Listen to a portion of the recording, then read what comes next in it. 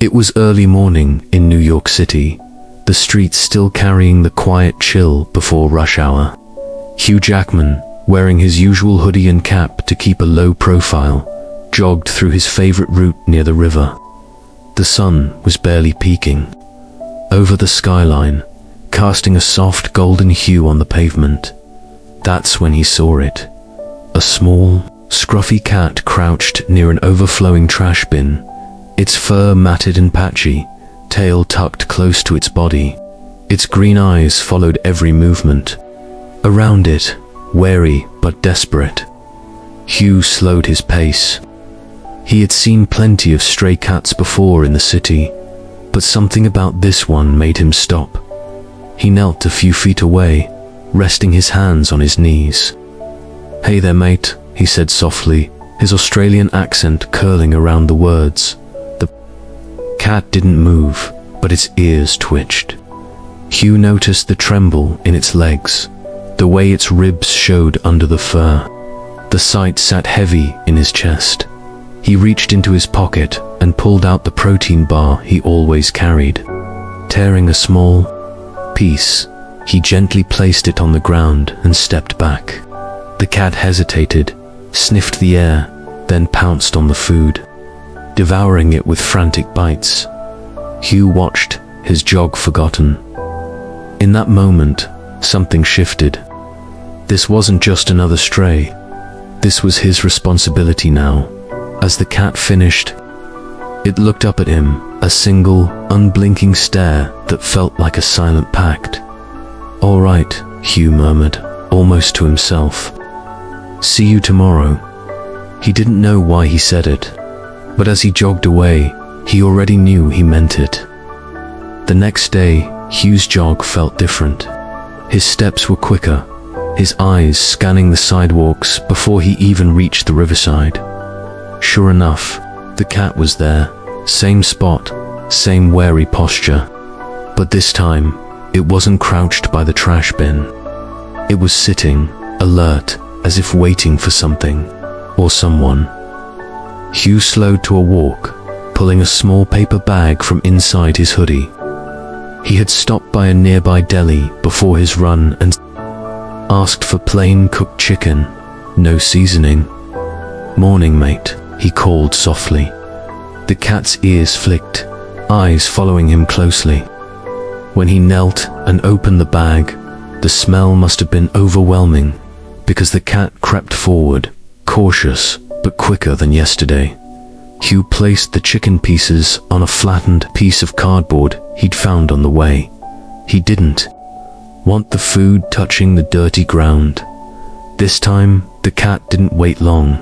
It leaned down, nibbling at first, then eating with more confidence. Hugh kept his distance, just watching. When the cat finished, it licked its lips and looked at him again. Same unblinking stare. "You're looking better already," Hugh smiled. He knew it was too soon to see any real change, but something in the cat's eyes felt less broken. Before leaving, he placed the empty paper bag near the cardboard. Maybe the smell would keep other strays away so this little one could have the spot to itself. As he jogged off, Hugh found himself wondering what the cat's life was like when he wasn't around. Where did it sleep? How did it survive the bitter nights? He told himself not to get too attached, but deep down, he already knew it was too late. The third morning, Hugh woke up earlier than usual. It wasn't his workout routine driving him now. It was the thought of that cat waiting by the riverside. He brewed a quick coffee, tossed on his hoodie, and slipped a small container of cooked salmon into his pocket before heading out. The streets were still damp from an overnight drizzle, the air sharp with the smell of rain and asphalt. His footsteps echoed faintly on the empty sidewalk. He didn't bother with his usual warm-up run. Instead, he went straight to the spot, and there it was. This time, the cat wasn't by the bin. It was sitting right in the open, tail curled neatly around its paws, eyes fixed on the path Hugh always took. For a second, He thought he saw its ears perk the moment it spotted him. "Look at you," Hugh said under his breath as he approached, kneeling down. He opened the salmon container and placed a generous piece on the same cardboard from yesterday, still there, a little warped from the rain, but intact. The cat padded forward without as much hesitation now. It sniffed, glanced up at him once, then began to eat. Hugh stayed crouched this time. His hands rested on his knees, fingers tapping idly, but his eyes stayed on the cat. It was still thin, but its fur looked a little less tangled, perhaps from grooming itself. "You've got some fight in you," he murmured. The cat paused mid-bite, its gaze flicking toward him. Then, something unexpected. It stepped closer, just enough that he could see the faint outline of a scar over its right eye. Hugh's breath caught. That mark told a story, one he didn't know but could imagine. Instinctively, he extended a hand, slowly, palm open, fingers relaxed. The cat sniffed the air, then retreated half a step. "Not ready yet." "That's all right," Hugh said gently. "We've got time." They stayed like that for a while, him crouched in the drizzle-damp air, the cat eating in quiet determination. When the salmon was gone, it didn't bolt like before. Instead, it lingered, licking its paws, watching him with that steady, unreadable stare. Hugh felt an odd comfort in it. The city around them was waking up now. Car horns in the distance, footsteps tapping by, but here it was just the two of them. Before leaving, he pulled a small folded towel from his pocket, something he had grabbed on a whim before. Heading out, he placed it beside the cardboard, a dry spot for the cat if it rained again. As he walked away, he looked over his shoulder. The cat was still there, sitting on the towel now, eyes following him until he disappeared around the bend. He didn't say it out loud, but the thought was already there. This wasn't just feeding a stray anymore. This was the start of something neither of them had planned. The rain didn't come that night, but Hugh still woke before dawn, feeling the same tug in his chest. It was odd how a creature he barely knew had found a place in his thoughts. So quickly, when he arrived at the riverside, the sky was a pale grey, soft with morning mist. The towel he'd left yesterday was still there, damp at the edges but otherwise untouched. And on it, curled up like it had always belonged, was the cat Dot. It wasn't sleeping. Its eyes were open, alert, watching him long before he got close. Hugh crouched a few feet away, setting down a small paper bag. Inside was warm roast chicken, still steaming in the cold air. He tore it into small pieces and placed them on the towel. This time, the cat didn't wait. It stood, stretched with a slow, arching motion, and stepped toward the food without hesitation. "You're trusting me a little more now," Hugh said softly. The cat ate in measured bites, not frantic like the first day. Hugh noticed details he hadn't before. The way its whiskers twitched with every chew, the faint white patch on its chest, the quiet hum of a purr that started halfway through the meal. He stayed low, one hand resting on the ground, slowly, without making it obvious. He moved a little closer. The gap between them shrank until his knees were almost touching the edge of the towel. The cat looked up, locking eyes with him. For a moment, Hugh thought it might retreat again, but it didn't. Instead, it bent down, took another bite, then sat and began to lick its paw, as if to say, "I'm not running this time." Hugh smiled faintly. "We're getting somewhere." The city noises grew louder behind them, but neither moved. It was a small bubble of stillness in a waking world. Just a man and a stray who, without words, had agreed to trust each other a little more today than yesterday. Before leaving, Hugh replaced the towel with a fresh one he had brought along, tucking it under the shelter of the bin to keep it dry. He knew now he'd be back tomorrow and the day after, as long as it took, because in that quiet morning, under the weight of the cat's unblinking stare, Hugh realized this wasn't just routine anymore, it was a promise. The next morning, Hugh was late. A meeting had run long, and by the time he jogged down toward the riverside, the sun was already up. He half expected the towel to be empty, the spot deserted, but it wasn't. The cat was there, sitting upright. This time, not curled up, as if it had been waiting. Its tail flicked lazily, eyes fixed on the path Hugh always took. "Sorry, mate," Hugh murmured as he slowed to a walk, catching his breath. "I didn't mean to keep you," he set down. A small plastic container. Inside was fresh salmon, lightly grilled, still warm from his kitchen. The moment he opened it, the cat leaned forward, sniffing with clear anticipation. Hugh placed the food on the towel and stepped back just enough to give it space.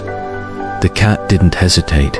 It started eating immediately, but not with the desperation of the first few days. This was calmer, almost comfortable. While it ate, Hugh sat on the curb nearby, elbows resting on his knees. For the first time, the cat didn't glance up every few seconds to check if he was still there. It trusted him enough to keep its focus on the food. When it finished, Hugh held out his hand slowly, palm up.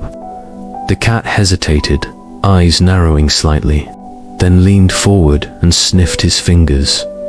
It didn't pull away. Hugh stayed still, hardly breathing. The cat's whiskers brushed against his skin, and then, just for a second, it nudged his hand with the top of its head. A small thing, but to Hugh, it felt like a breakthrough. "All right," he whispered, almost afraid to break the moment. "We're really friends now, aren't we?" The cat stepped back, sat on the towel, and began to groom itself. Completely unbothered by his presence, Hugh watched quietly, feeling something warm settle in his chest. This wasn't just feeding a stray anymore. This was connection, the kind you couldn't force, the kind you had to earn day by day. When he finally stood to leave, the cat didn't follow him, but it did lift its head, watching until he turned the corner. It was the first time Hugh felt that maybe the cat wasn't just surviving anymore. Maybe it was waiting for him. The sky was already heavy with clouds when Hugh left his apartment that morning. The forecast had warned of rain, but he didn't care. He had a small umbrella tucked under his arm, and more importantly, a container of food in his hand. Chunks of roast chicken and a few bits of cheese. By the time he reached the riverside, the drizzle had begun. Thin, cold drops tapped against his jacket, darkening the pavement in irregular patches. He quickened his pace, worried the cat might not show in this weather, but there it was, sitting exactly where the towel usually lay, though the towel itself was gone. Maybe blown away or taken by the wind, the cat was curled into itself, tail wrapped tight, ears slightly angled back against the rain. "Hey," Hugh said softly, approaching. His voice carried easily in the quiet, damp air. The cat's head lifted, and it blinked slowly, almost relieved. It didn't run, didn't even stand up, just sat there waiting. Hugh crouched down beside it, his knees immediately soaking from the wet ground. He opened the container and placed it in front of the cat, but instead of eating right away, the cat looked at him, water dripping from its whiskers. It was shivering. Hugh set the food aside for a moment, shrugging out of his jacket. "All right, mate, come here." He draped the jacket loosely over the cat, creating a small tent to block the rain. The cat stiffened at first, unused to the contact, but then it stayed. He could feel the faint tremor of its body through the fabric. For a while, Hugh just crouched there, keeping the jacket in place with one hand, stroking the air above the cat's head without touching. The rain picked up, turning into a steady curtain. His jeans were soaked, and the river below rippled with tiny circles from the drops. Finally, the cat shifted, not to run away, but to curl a little closer beneath the jacket. Its front paws appeared, followed by its head, and it sniffed at the food again. Hugh slid the container closer.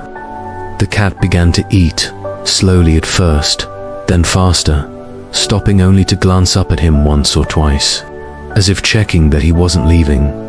They stayed like that until the rain eased, the air smelling of wet earth and river water. Hugh's jacket was damp and chilled, but he didn't mind. When the cat finished eating, it surprised him by stepping forward, brushing briefly against his knee before retreating back to its spot. Just a single touch, but deliberate. Hugh smiled, standing carefully. "You're tougher than you look," he said quietly. As he walked away, he glanced over his shoulder one last time. The cat was still there, but now it was sitting taller, watching him with those sharp, steady eyes. And Hugh realized something. It wasn't just the cat braving the rain to see him. He was braving it to see the cat. The difference mattered. The next morning, the sky was clear and the riverside gleamed under the sun. Hugh arrived early, coffee in one hand, a small paper bag in the other. Inside were slices of roast salmon he'd saved from dinner. He knew the cat loved fish. As he approached the usual spot, he noticed someone else there. A woman, maybe in her late 20s, crouched with a camera pressed to her face. The cat was in front of her, ears slightly back, clearly unsure but not bolting. "Morning," Hugh called gently, not wanting to startle either of them. The woman looked up, recognition flickering in her eyes. "Oh, sorry, I've seen you here before."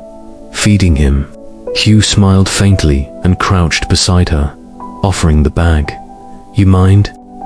She shook her head, stepping back as Hugh reached in, pulled out a piece of salmon, and placed it on the ground. The cat's attention snapped to him instantly. Within seconds, it was eating, shoulders relaxing as it chewed. "He only trusts you," the woman said softly. "I've been trying to get close for weeks. He runs from everyone." Hugh shrugged lightly, though inside he felt a strange warmth at her words. "Takes time, and food helps."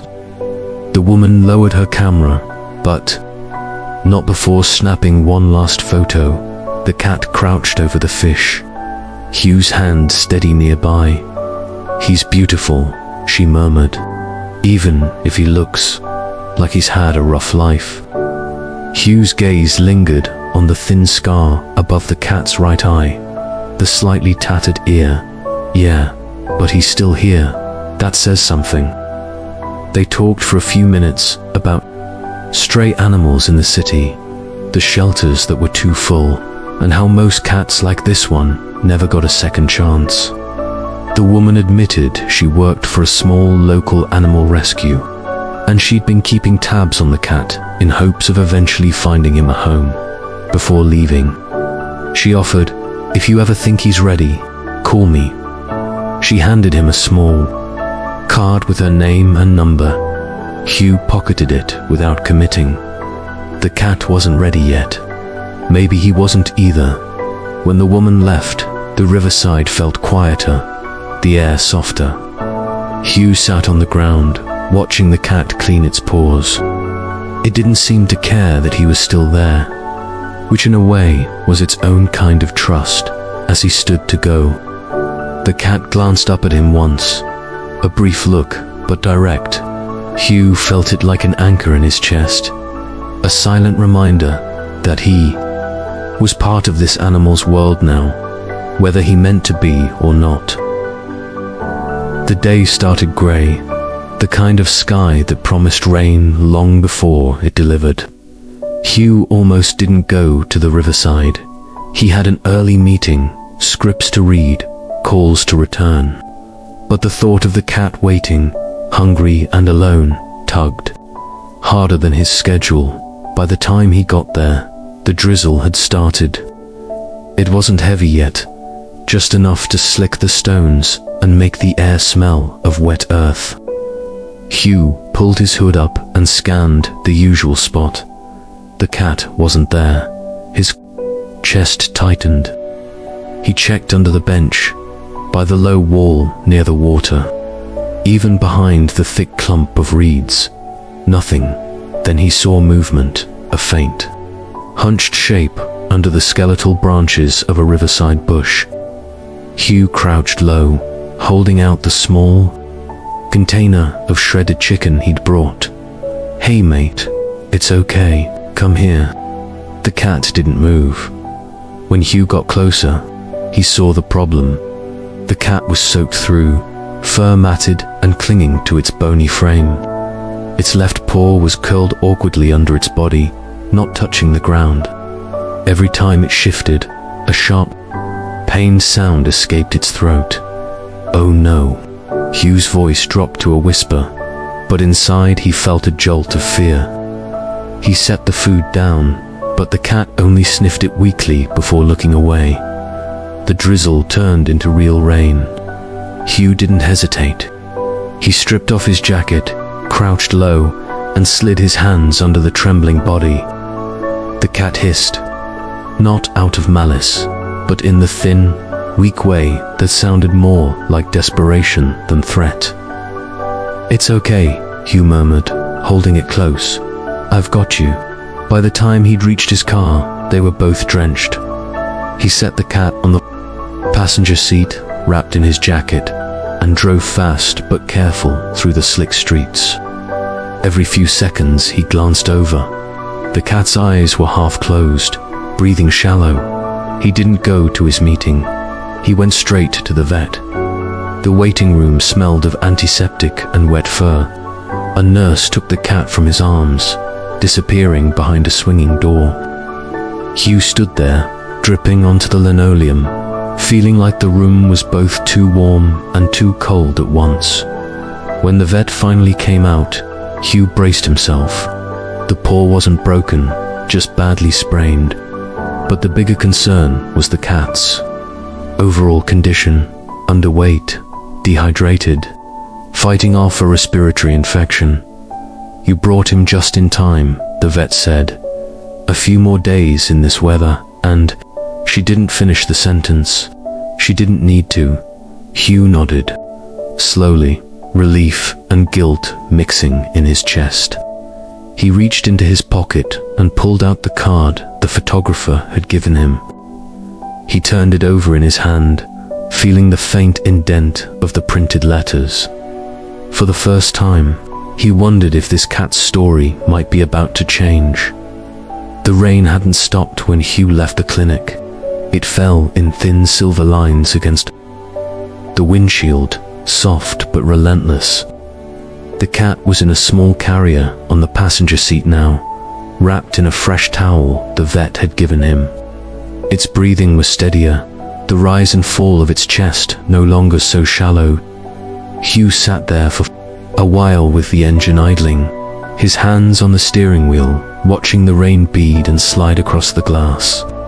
He knew he had two choices: drop the cat back where he found it, back to the damp bench, the cold pavement, the lonely nights, or take responsibility for a life that had never asked for him, but had somehow been placed in his path again.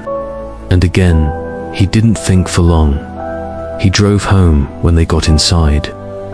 The quiet was different from the riverside quiet. No echo of water, no shuffle of footsteps from strangers passing by, just the soft hum of the heater and the faint tick. of rain on the windows. Hugh set the carrier down, opened the door, and waited. The cat hesitated. It sniffed the air cautiously, taking in the smell of warm wood floors, the faint trace of coffee from the kitchen. Then it stepped out, testing the space like a diver, feeling for the edge of a pool. Its injured paw barely touched the floor. Hugh crouched a few feet away. "Welcome home, mate." The cat ignored him at first, padding slowly toward the corner where the sofa met the wall.